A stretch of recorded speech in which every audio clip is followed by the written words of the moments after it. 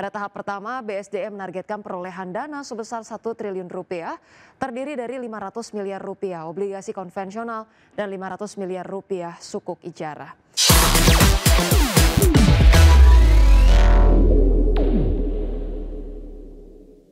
Ya, PT Bumi Serpong Damai Tbk atau BSDE berencana menerbitkan obligasi dan sukuk dengan nilai pokok maksimal 3 triliun rupiah. Ya, penerbitan tersebut meliputi obligasi 4 BSD senilai maksimal 2 triliun rupiah dan suku ijarah 1 senilai maksimal 1 triliun rupiah.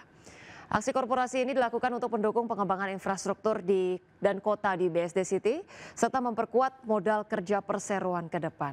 Pada tahap pertama, BSDE menargetkan perolehan dana sebesar 1 triliun rupiah, terdiri dari 500 miliar rupiah obligasi konvensional dan 500 miliar rupiah sukuk ijarah.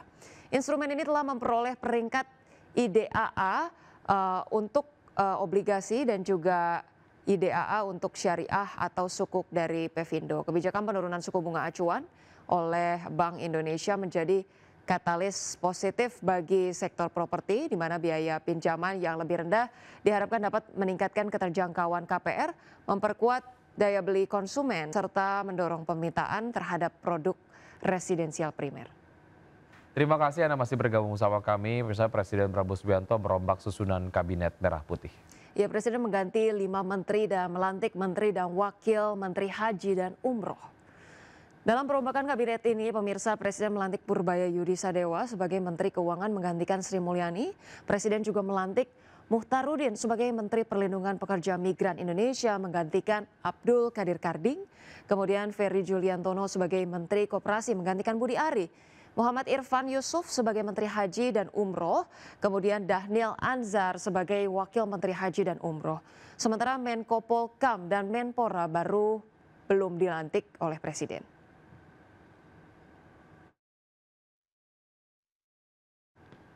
Pemirsa, Presiden Prabowo Subianto merombak 5 menteri dalam Kabinet Merah Putih dan melantik Menteri Haji dan Umroh yang merupakan kementerian baru. Ya, Menteri Sekretaris Prasetyo Hadi menyebut perombakan kabinet berdasarkan masukan dan evaluasi yang diterima oleh Presiden Prabowo Subianto. Terkait dengan pergantian Sri Mulyani, Prasetyo Hadi membantah jika Sri Mulyani dicopot atau mundur dari kabinet. Menurut Prasetyo Hadi, pergantian ini merupakan hak prerogatif Presiden dan meminta publik menghormati keputusan Presiden.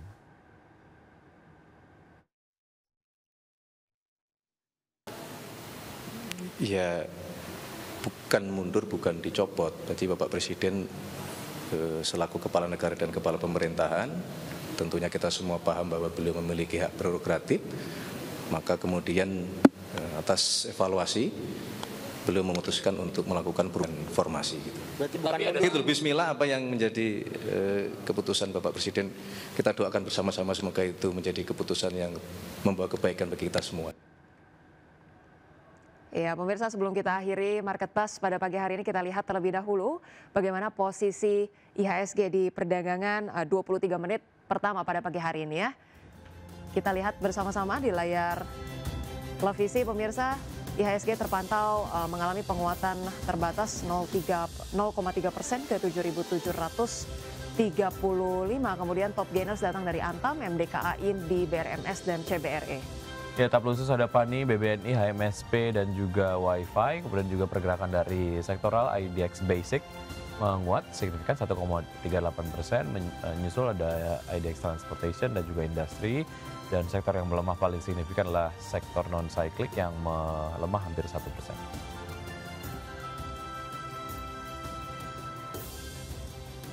Pemirsa, terima kasih Anda masih bersama kami di Market Plus. Pemirsa, indeks harga saham gabungan atau IHSG berbalik melemah dalam ke level 7.700-an di perdagangan Senin. Saham perbankan Big Caps dan Bank BUMN kompak turun dalam di tengah sentimen Prabowo Subianto resmi melangsungkan reshuffle Kabinet Merah Putih.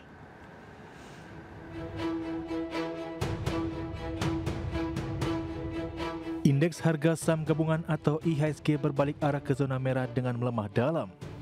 Mengutip data RTI, IHSG anjlok 1,28% ke level 7.766,84 dan dalam sepekan IHSG melemah 0,81%.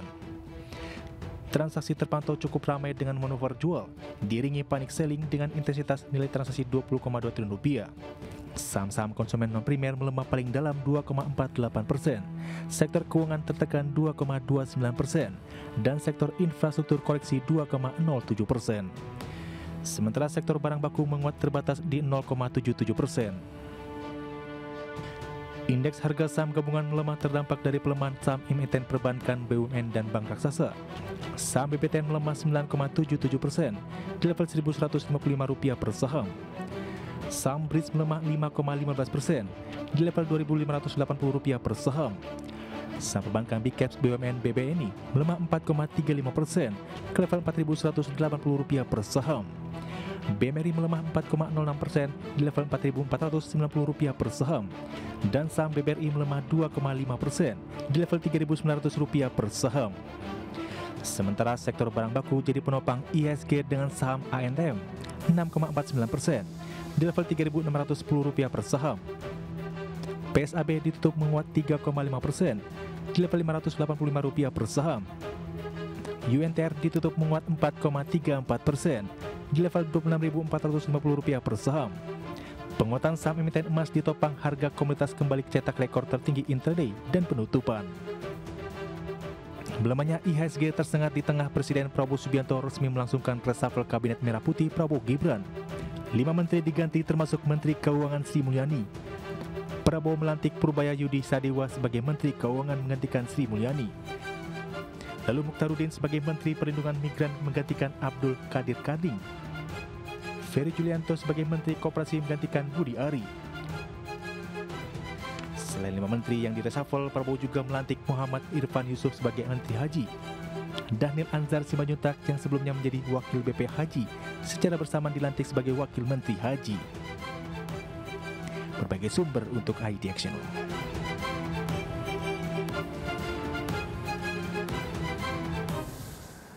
Pemirsa, Menteri Keuangan Purbaya menegaskan akan bekerja maksimal untuk kembalikan kondisi ekonomi secara luas dan pasar keuangan menjadi lebih baik dengan cepat. Terkait pelemahan IHSG pasca perombakan kabinet, Purbaya menganggap hanya transisional.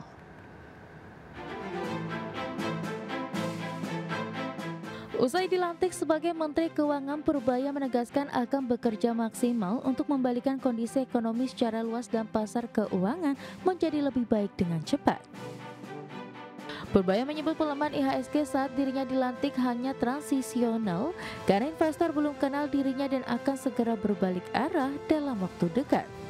Meski tidak merincikan lebih detail mengenai kebijakan atau langkah apa saja yang akan diambil, Purbaya optimistis kondisi pasar akan kembali menguat. Selama ini ada perlambatan ekonomi yang karena berbagai hal dan keributan yang demo itu sebetulnya karena sebagian masyarakat mungkin merasa lambat atau tertekan. Nah sekarang kita balikan dengan cepat. Dalam seminggu 2 minggu pasti akan balik. Kalau IHSG anjlok biasa mungkin takut, tapi kan saya lama di pasar, saya 15 tahun lebih di pasar, jadi saya tahu betul bagaimana memperbaiki ekonomi. Seperti diketahui, IHSG ditutup di 1,28% atau 100,49 poin ke level 7.766,84. Usai perombakan Kabinet Merah Putih. Koreksi tajam ini dipicu aksi jual di sejumlah saham perbankan besar yang menjadi penekan utama indeks. Tim Liputan IDX Channel.